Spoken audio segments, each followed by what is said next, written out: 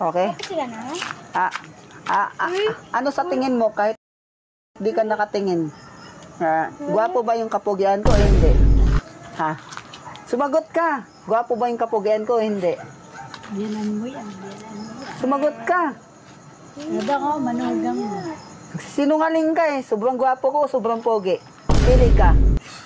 Yung katotohanan, huwag kang magsisinungaling pag totoo yung sinabi mong kasinungalingan. Ba't nahiya ka? Makapal naman mukha ko. Sa'yo ba manipis? Ayaw niya sumagot, mga idol. Kumusta na yung... Ito guys, kapitbahay natin to na malayo sa amin, pero sobrang lapit yung pagkalayo nila. Parehas kasi kami nasa bandang dulo ng bungad. Ayan o. Itong mga taong to, nalilito ako sa kanila pag nagsasalita yung salita nila. Kaya nga, dito guys, pag nagsasalita ako, ang gulo nila eh. Dahil di ko sila maintindihan pag kinakausap ko sila.